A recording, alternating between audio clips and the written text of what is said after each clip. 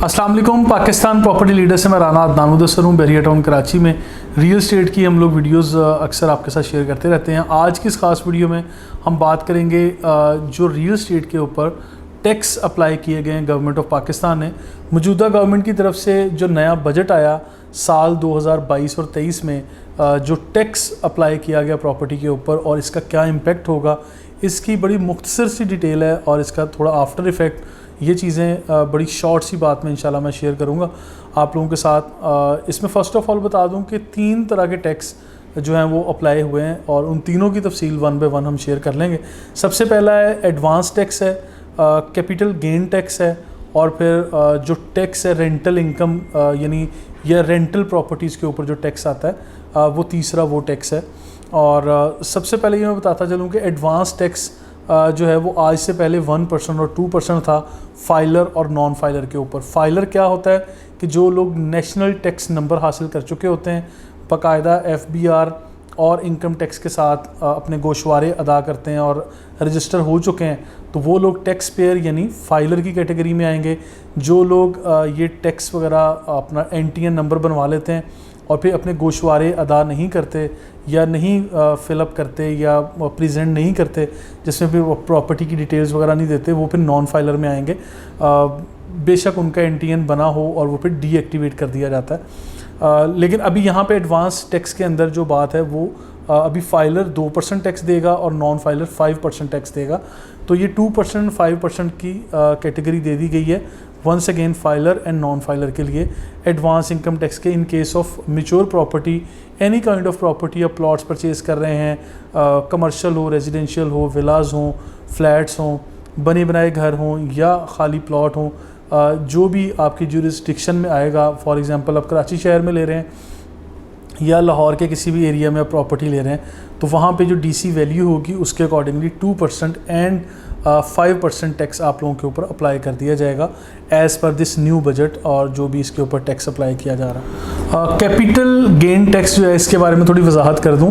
Capital gain tax 15% है total value का। जितनी भी वैल्यू होगी आपकी प्रॉपर्टी की, वो अपार्टमेंट हों, विलाज हों यानी बनी बनाए घर हों, शॉप्स हों, कमर्शियल है, रेजिडेंशियल है, प्लॉट्स हैं या यानी कोई हाई राइज बिल्डिंग में कोई भी यूनिट है आपका, उस पर डिफरेंट कैटेगरीज भी डिफ़ाइन कर दी गई हैं, लेकिन टोटल वैल्यू का 15% आप लोग के ऊपर टैक्स अप्लाई होगा। इसमें टाइम फ्रेम क्या बताया गया है, इसको आगे थोड़ा सा वजाहत कर देता हूँ कि 2.5% ये सालाना लेस होता जाएगा। आगे मैं ये थोड़ा एक्सप्लेन कर देता हूँ। फॉर एग्ज़ाम्पल अगर ये कैपिटल गेन टैक्स आपके ऊपर अप्लाई हो रहा है और आपके पास प्लॉट है, खाली ज़मीन का टुकड़ा यानी एक प्लॉट आप परचेज़ करते हैं, वो 6 साल तक अगर आप लोग रखते हैं तो आपके ऊपर 1 रुपया भी टैक्स अप्लाई नहीं होगा, यानी टैक्स एग्जेम्प्ट कर दिया जाएगा। इन केस कि आप लोग अपनी एक प्रॉपर्टी परचेज़ करते हैं और वो प्लॉट है और वो आप 1 साल के बाद बेचते हैं, जो आपके ऊपर कैपिटल गेन टैक्स है वो 2.5% जो है वो लेस कर दिया जाएगा। बाकी टैक्स आप लोगों को पे करना है। टोटल टैक्स मैंने आपको बताया कि 15% है। अगर आप लोग आफ्टर 3 इयर्स अपनी प्रॉपर्टी को सेल कर रहे हैं प्लॉट की शक्ल में, आपको 6 साल तक वो प्लॉट उसूली तौर पे रखना चाहिए एज़ पर ये टैक्स पॉलिसी जो इन्होंने नहीं दी है। अगर आप लोग 3 साल के बाद अपना वो प्लॉट सेल करते हैं तो फिर आपको 7.5% टैक्स पे करना पड़ेगा और 7.5% जो है वो एग्जेम्प्ट हो जाएगा एज़ पर द पॉलिसी। तो इसी तरह मैं बता दूं कि प्लॉट्स रखने की मुद्दत 6 साल है और उसके बाद आपका 100% टैक्स जो है वो एग्जेम्प्ट हो जाएगा। बिल्टअप प्रॉपर्टी के अंदर आप दुकानें ले लें, मकान ले लें, घर ले लें, ये इस तरह की अगर कोई प्रॉपर्टी होगी तो वो 4 साल उसका दौरानी है। और इसी तरह अपार्टमेंट अगर आप लोग बुक करवाते हैं और अपार्टमेंट हैंड ओवर हो जाता है आपको, तो उसका दौरानिया 2 साल है। 2 साल के बाद आपको यानी जो भी आपका टैक्स होगा वो एग्जेम्प्ट कर दिया जाएगा। इसके अलावा जो रेंटल इनकम होती है, rental tax on deemed rental income, यानी रेंटल इनकम का 1% आप लोगों ने जो है वो पे करना होता है टैक्स के तौर पे।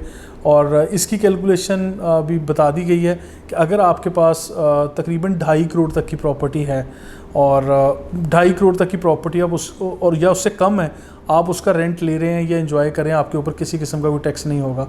इससे ज़्यादा मालियत की जब प्रॉपर्टी आएगी तो आपके ऊपर टैक्स अप्लाई होगा और वो टैक्स आपको पे करना पड़ेगा। और ऐसी प्रॉपर्टी जिस प्रॉपर्टी के अंदर आप ख़ुद रिहाइश किए हुए हैं, वो रेजिडेंशियल है, वो आपकी कमर्शियल है जिसमें आप ख़ुद बिज़नेस कर रहे हैं, तो ऐसी प्रॉपर्टी के ऊपर आपको टैक्स एग्जेम्प्ट होगा। यानी फिर वो आपकी शॉप की या आपके घर की माल जो ऑनरशिप है वो भी आप लोगों को शो करनी है, और उसमें अब बिज़नेस भी आप ही कर रहे हैं और रिहाइश भी आपने रखी हुई है, तो इस चीज़ को भी आप लोगों ने प्रूव करना है। तो इस सूरत में इसके ऊपर यानी टैक्स जो है वो एग्जेम्प्ट समझा जाएगा। तो ये टैक्स की सूरत हाल थी, और इसके बाद इसके आफ्टर इफ़ेक्ट्स क्या हैं, इम्पैक्ट क्या होगा रियल एस्टेट मार्केट के ऊपर, और आपको जो मशवरा देना था वो भी मैं देता चलूँ। हम लोग बहरिया टाउन कराची में काम करते हैं, तो बहरिया टाउन के हवाले से मैं बात करूँगा कि बहरिया टाउन में हर तरह का वो प्रोजेक्ट जो अभी 100% मुकम्मल नहीं है, जैसे हम लोग अपार्टमेंट्स या कमर्शियल ऑफिसेज़ या शॉप्स पर मुश्तमिल बनने वाली बिल्डिंग्स कहते हैं, ऐसे प्रोजेक्ट्स में अगर आप लोग बुकिंग पे जाते हैं तो अभी फ़िल वक्त आपके ऊपर किसी किस्म का कोई टैक्स अप्लाई नहीं होगा।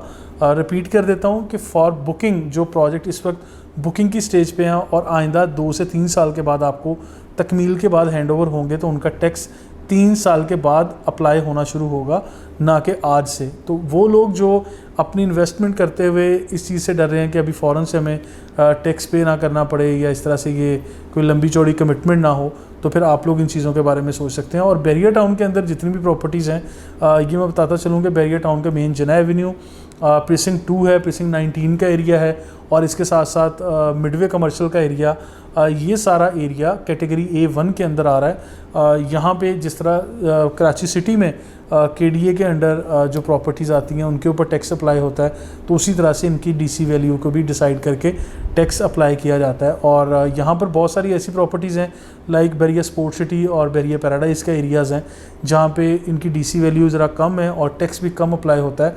Even you are going to buy ready property, plots हों या रेजिडेंशियल या कमर्शियल कोई भी प्रॉपर्टी आप लें, उनकी DC वैल्यू की वैल्यूएशन काफ़ी कम की जाती है, क्योंकि डिस्टेंस मैटर करता है, और फिर फैसिलिटीज़ या आप ये कह लें कि बहुत ज़्यादा अभी आबाद एरियाज़ नहीं है।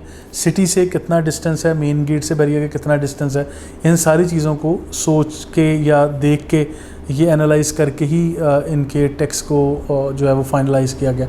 तो मैं आप लोगों को हमेशा ये कहूँगा कि आप लोग अगर तो इन्वेस्टर हैं तो इन्वेस्ट ऐसी प्रॉपर्टीज़ में करें जो अभी 100% रेडी नहीं है, ताकि आप लोगों को टैक्स भी उस तरह से ना देना पड़े। और फिर इन केस ऑफ प्लॉट्स, वो तो बता दिया कि 6 साल का दुरानिया है जिसमें आपका टैक्स 2.5% ईयरली लेस होता चला जाएगा, और आप लोग उसमें अगर इन्वेस्ट करते हैं तो वो भी आपके लिए बेहतर है। इसके साथ साथ बहरिया स्पोर्ट सिटी और बहरिया पैराडाइज़ की प्रॉपर्टीज़ पे कंपैरेटिवली ओल्ड BTK के आपके पास कम टैक्स देने की गुंजाइश है, आप लोग वहाँ पे इन्वेस्ट कर सकते हैं।